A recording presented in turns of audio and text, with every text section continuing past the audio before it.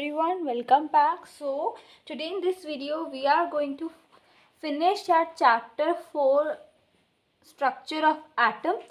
तो हमने last time वहाँ तक रदरफोर्ड मॉडल तक पढ़ा था, तो आज हम अपना लास्ट मॉडल कंप्लीट कर रहे हैं, दैट इज़ बोहर मॉडल.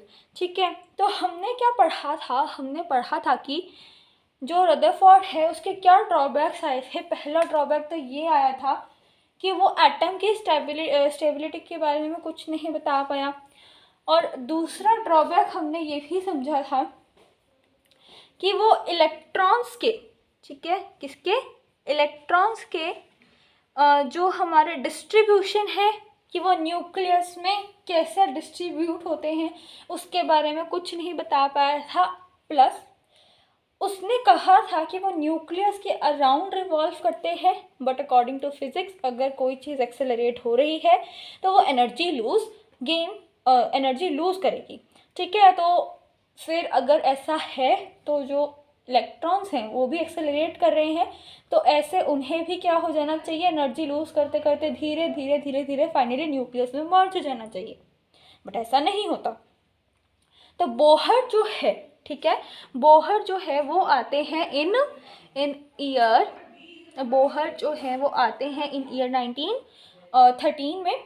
ठीक है, 1913 में बोहर आके जो है अपनी मॉडल बताते हैं, मतलब जो रदरफोर्ड मॉडल है उसको ओवरकम करने के लिए वो अपना मॉडल देते हैं बोहर इन 1913. ठीक है, उनके मॉडल के अकॉर्डिंगली क्या होता है कि जो इलेक्ट्रॉन्स हैं हमारे, ठीक है, कि जो इलेक्ट्रॉन्स हैं, जैसे कि ये न्यूक्लियस है, जो इलेक्ट्रॉन्स हैं वो फिक्स्ड ऑर्बिट में रिवॉल्व करते हैं. ठीक है, जो इलेक्ट्रॉन्स हैं हमारे वो न्यूक्लियस के अराउंड जो है वो फिक्स्ड ऑर्बिट में रिवॉल्व करते हैं और उनकी एनर्जी भी फिक्स्ड होती है. उनकी एनर्जी भी क्या होती है? फिक्स्ड होती है. अगर वो अपने फिक्स्ड ऑर्बिट में रिवॉल्व कर रहे हैं, तो उनकी एनर्जी जो है वो फिक्स्ड होगी. अगर वो एक शेल से, अच्छा, और उन्होंने ये जो ऑर्बिट्स हैं हमारे जिसमें इलेक्ट्रॉन्स जो हैं ये चक्कर लगाते हैं, इन ऑर्बिट्स को उन्होंने शेल नाम दिया. और उन्होंने क्या कहा कि अगर वो एक शेल से दूसरे शेल में जाते हैं, ऊपर, ठीक है, तो वो गेन करेंगे एनर्जी और लूज करेंगे एनर्जी अगर वो ऊपर आते हैं, और अगर वो नीचे जाते हैं तो वो एनर्जी गेन करेंगे, ऐसा उन्होंने कहा. बट अगर वो एक ही उसमें घूम रहे तो उनकी एनर्जी क्या रहेगी? उनकी एनर्जी फिक्स रहेगी. और उन्होंने फिर, ये तो हमारा ड्रॉबैक था, रदरफोर्ड का पहला ड्रॉबैक था. दूसरा ड्रॉबैक क्या था? About the distribution of electrons. तो उसके बारे में उन्होंने कहा according to 2n² formula where n represents the number of shell, उसके अकॉर्डिंग इलेक्ट्रॉन जो है वो हर एक शेल में प्रेजेंट होते हैं. दैट मीन्स अगर हमारा पहले शेल की बात करें तो उसमें 2 इलेक्ट्रॉन्स जो है वो प्रेजेंट होंगे एट मोस्ट. अगर हम 2 रखें तो 8 इलेक्ट्रॉन्स, 3 रखें तो 16 इलेक्ट्रॉन्स, और अगर हम 4 रखें दैट मीन्स 4 शेल्स, तो दैट मीन्स 32 इलेक्ट्रॉन्स जो है प्रेजेंट होंगे. और इन शेल्स को उन्होंने नाम दिया KLMN शेल. ठीक है, मतलब शेल को इन्होंने ये नाम दिया. आगे फर्दर भी है, किसी अगर एटम के ज़्यादा शेल होते KLMNO एंड सो ऑन, ऐसे उन्होंने शेल्स को नाम दिया. ठीक है, और साथ ही साथ उन्होंने ये भी कहा, इसके साथ साथ 2n² फार्मूले के साथ साथ उन्होंने डिस्ट्रीब्यूशन ऑफ इलेक्ट्रॉन से रिलेटेड एक और बात कही. वो बात थी हमारी ऑक्टेट रूल. ठीक है, अकॉर्डिंग टू ऑक्टेट रूल जो हमारा आउटर मोस्ट शेल होगा किसी भी एटम का, आउटर मोस्ट शेल में 8 इलेक्ट्रॉन से ज़्यादा इलेक्ट्रॉन्स नहीं आ सकते. ठीक है, यानी कि अगर किसी एटम को स्टेबल होना है तो उसके आउटर मोस्ट शेल में कितने इलेक्ट्रॉन्स होने चाहिए? 8 इलेक्ट्रॉन्स होने चाहिए अगर किसी एटम को स्टेबल होना है. ठीक है, so that was all about this. और अगर हम एक एग्जाम्पल से लेके चलते हैं इसको, ठीक है, जैसे मैं यहाँ पर बात कर रही हूँ कैल्शियम की, मैं अगर बात करूँ तो कैल्शियम का जो एटॉमिक नंबर होता है वो कितना होता है, एटॉमिक नंबर होता है 20 होता है, राइट। तो इसकी इलेक्ट्रॉनिक कॉन्फ़िगरेशन कैसे हो जाएगी, 2 8 10, ठीक है, सॉरी 2 8 10 नहीं होगा, और आगे फर्दर डिवाइड हो जाएगा 8 2, क्या कितने ज़्यादा से ज़्यादा कितने हो सकते हैं, 8 ही हो सकते हैं, ठीक है, 2 8 8 2, ठीक है। अब अगर हमें इसके इलेक्ट्रॉनिक कॉन्फ़िगरेशन बनानी है तो सबसे पहले तो सेंटर में न्यूक्लियस, पहले में कितने हैं, 2 इलेक्ट्रॉन्स हैं, ये है हमारा के शेल। फिर आता है हमारा नेक्स्ट शेल दैट इज के एल शेल, इसमें होंगे हमारे 8 इलेक्ट्रॉन्स, 1 2 3 4 5 6 7 8। फिर आता है हमारा एम शेल, 1 2 3 4 5 6 7 8। और इसके बाद आता है हमारा लास्ट एन शेल, ठीक है, ये आ गया हमारा एन शेल। इसमें कितने इलेक्ट्रॉन्स हैं, इसमें है हमारे number of electron 2, so 1 and 2, ठीक है। तो ये हो गया हमारा एम और ये एन। अगर 3 इलेक्ट्रॉन्स होते हैं तो भी आप क्या करो, जैसे 1 फिर 2 यहाँ पर मत बनाओ, ऐसे बनाओ कि स्पेस जो है वो इक्वल रहे, ठीक है। तो मैं इसे थोड़ा यहाँ और 3 यहाँ, अगर एग्जाम्पल दे रही हूँ अगर 3 हो तो ऐसे बनाना, बट इसमें हमारे कितने हैं, इसमें तो हमारे 2 हैं, ठीक है।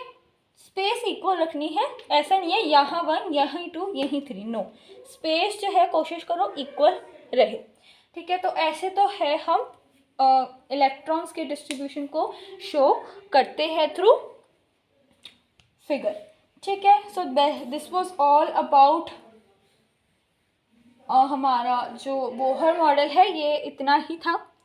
इसके बाद हम चलते हैं हमारे next topic, that is our next topic is atomic number. Atomic number क्या होता है वो हम स्टडी करते हैं। सो अब हम पढ़ चुके हैं, अब हमें सब कुछ पता चल चुका है about atom, electron proton neutron के बारे, जो मेन चीज़ है उसके बारे में हमें पता चल चुका है। एटॉमिक नंबर भी इन्हीं से रिलेटेड है। तो एटॉमिक नंबर जो होता है हमारा, एटॉमिक नंबर जो होता है हमारा, it is equal to number of proton in an atom, ठीक है। एटॉमिक नंबर कितना क्या होता है, नंबर ऑफ प्रोटॉन्स के बराबर होता है। और यहीं पर हम बात कर लेते हैं मास नंबर की। तो क्योंकि हमने पढ़ा कि जो हमारा एटम होता है उसमें मेनली किसका मास होता है, उसमें मेनली मास जो होता है वो प्रोटॉन्स और न्यूट्रॉन्स से बना होता है। तो हम अगर हमें मास नंबर कैलकुलेट करना है तो वो होगा हमारा number of protons plus number of neutrons, ये है हमारा मास नंबर की कैलकुलेशन और ये है हमारी एटॉमिक नंबर की कैलकुलेशन। अगर आपके माइंड में एक सवाल आ रहा है कि प्रोटॉन्स और इलेक्ट्रॉन्स जो हैं वो तो किसी एटम में इक्वल होते हैं, तो एटॉमिक नंबर तो इलेक्ट्रॉन्स पे भी डिपेंड, मतलब एटॉमिक नंबर तो सेम होना चाहिए था नंबर ऑफ इलेक्ट्रॉन्स, बट हम ऐसा इसलिए नहीं लिखते हैं, बात सही है, बट हम इलेक्ट्रॉन्स यहाँ पर मेंशन इसलिए नहीं करते हैं बिकॉज क्योंकि इलेक्ट्रॉन्स जो हैं वो गेन भी होते हैं लूज भी होते हैं, तो इसलिए हम एप्रोप्रिएट जो प्रोटॉन्स है वो तो उतने ही रहेंगे फॉर एवर, तो दैट इज़ वाई हम atomic number on the basis of protons जो है वो काउंट करते हैं, ठीक है। अब इसी पे ही हम एक एग्जाम्पल ले लेते हैं, we can take an example, ठीक है। जैसे हम यहाँ ले लेते हैं एग्जाम्पल ऑफ मैग्नीशियम, ठीक है। क्वेश्चंस आ सकते हैं आपके पास, जैसे कि मैं मैग्नीशियम ले रही हूँ, आप कुछ भी ले सकते हो, ठीक है, कुछ भी आ सकता है एग्ज़ाम में, but for example I am taking magnesium, ठीक है। अब मैं आपसे कहती हूँ कि जो मैग्नीशियम है, ठीक है, उसका सबसे पहले तो एटॉमिक नंबर मुझे गिवन है, दैट इज़ 12, ठीक है। मैग्नीशियम का एटॉमिक नंबर जो है वो क्वेश्चन में मुझे गिवन है, सिर्फ और सिर्फ मुझे एटॉमिक नंबर गिवन है, दैट इज़ 12। मुझे क्या फाइंड आउट करना है, मुझे नंबर ऑफ प्रोटॉन्स निकालने हैं, नंबर ऑफ न्यूट्रॉन्स निकालने हैं, और क्या निकालना है, नंबर ऑफ इलेक्ट्रॉन्स भी मुझे निकालने हैं, और मुझे एटॉमिक नंबर के साथ साथ यहाँ पर एटॉमिक मास भी गिवन है इसका, सिर्फ एटॉमिक नंबर नहीं, एटॉमिक मास भी मुझे गिवन है मैग्नीशियम का, जो कि है 24, ठीक है। अब मुझे ये तीनों चीज़ें जो है वो कैलकुलेट करनी है। अब बताओ कैसे कैलकुलेट करेंगे? Okay, so you can not tell me, so okay, बता सकते हो तो कमेंट सेक्शन में बता देना अगले क्वेश्चन का आंसर, जो कि मैं आपको दूंगी, ठीक है। अब ये है पोटेशियम, पोटेशियम कह रही हूँ, प्रोटॉन, न्यूट्रॉन और इलेक्ट्रॉन। तो प्रोटॉन कितने होंगे, हमने पढ़ा 12, ठीक है। Atomic number is equal to proton, that is 12। Similarly proton और इलेक्ट्रॉन का नंबर सेम होता है, तो ये भी 12। और न्यूट्रॉन क्या होगा फिर? Yes, you are absolutely right. हमने पढ़ा है कि एटॉमिक मास जो होता है वो किसके इक्वल होता है, सम ऑफ प्रोटॉन एंड न्यूट्रॉन। तो एटॉमिक मास हमें गिवन है 24, प्रोटॉन हमें गिवन है दैट इज 12, तो हमारे न्यूट्रॉन भी कितने आ जाएंगे, हमारे न्यूट्रॉन आ जाएंगे 12, ठीक है। अब आई थिंक सो अब आप लोग ये जो है ऐसे टाइप के क्वेश्चंस जो है अब आप बहुत अच्छे से कर सकते हो। इसमें आप लोगों के पास में आपको एक क्वेश्चन दे देती हूँ, जो कि आपको शायद से एनसीईआरटी में भी मिलेगा, ठीक है। उसमें आपको एक टेबल गिवन है, राइट, उसमें आपको एक टेबल गिवन है, जिसमें जैसे कि एटॉमिक नंबर है, उसमें मास नंबर है, दैट मीन्स एटॉमिक मास हमें गिवन है, प्रोटॉन गिवन है, देन न्यूट्रॉन गिवन है, देन इलेक्ट्रॉन गिवन है, और हमें साथ में और एक कॉलम है जिसमें हमारा नेम है उस एटम का, ठीक है, नेम ऑफ दैट एटम। कुछ ऐसा टेबल है आप लोगों के पास, ठीक है। तो इसको भी हम एक काम करते हैं, सॉल्व कर लेते हैं। तो पहले क्वेश्चन में यानी कि पहले पार्ट में मुझे गिवन है एटॉमिक नंबर 9, न्यूट्रॉन मुझे गिवन है 10, ठीक है, और बाकी सब मुझे निकालना है। एटॉमिक नंबर 9 गिवन है और न्यूट्रॉन मुझे गिवन है 10, बाकी सारी चीज़ें मुझे निकालनी है। ये 9 है तो प्रोटॉन भी कितना हो जाएगा, 9, इलेक्ट्रॉन भी हो जाएगा 9। मास नंबर हमारा किससे कैसे आ जाएगा, 9 + 10 दैट इज 19। अब एटॉमिक नंबर 9 किसका होता है, यस, फ्लोरीन का। अगर आपको 1 to 20 एलिमेंट्स अच्छे से याद हैं तो बहुत अच्छी बात है, otherwise I surely make a separate video for the same, ठीक है। अब अगले पार्ट में हमें एटॉमिक नंबर गिवन है 16 और एटॉमिक मास भी हमें गिवन है 32, और हमें बाकी की सारी चीज़ें निकालनी है। वेरी सिंपल, ये 16 तो प्रोटॉन भी 16, इलेक्ट्रॉन भी 16, और 32 मास में से फिर हम प्रोटॉन माइनस करेंगे तो न्यूट्रॉन भी आ जाएगा 16, और एटॉमिक नंबर 16 किसका होता है, सल्फर, ठीक है। आई थिंक सो ये आपको गिवन था, yes, this was already given to us कि हम सल्फर की बात कर रहे हैं। फिर नेक्स्ट क्वेश्चन है हमारा, सिर्फ और सिर्फ हमें नंबर ऑफ प्रोटॉन्स गिवन है 12, और हमें एक और चीज़ जो है वो गिवन नहीं है। ओके, सो नेक्स्ट क्वेश्चन में हमें सिर्फ और सिर्फ नंबर ऑफ प्रोटॉन्स जो है वो गिवन है, nothing else is given to us. ऐसा हो सकता है 24 भी गिवन है, मास नंबर भी गिवन है 24। तो हमने अभी एग्जाम्पल से पढ़ा यार। 12 this is magnesium I am talking about, ठीक है। विजिबल नहीं है तो मैं बोल रही हूँ तो समझ जाना, ठीक है। और एटॉमिक नंबर भी हो जाएगा इसका क्या, 12, ठीक है।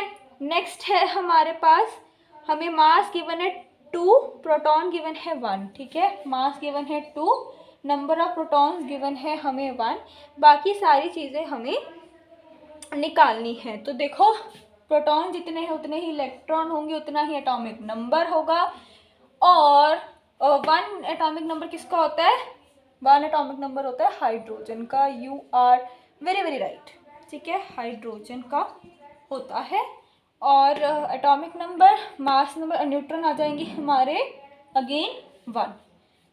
समझ में आ रहा है, न्यूट्रॉन भी हमारा क्या आ जाएगा 1, है ना, क्योंकि 2 - 1 क्या होता है, 1 होता है। इसके बाद आ जाता है हमारा लास्ट, जिस पार्ट में हमें क्या गिवन है, सब कुछ गिवन है except atomic number and the name of the atom, ठीक है। 1 0 1 1 सॉरी 1 0 1 0 ये हमें गिवन है।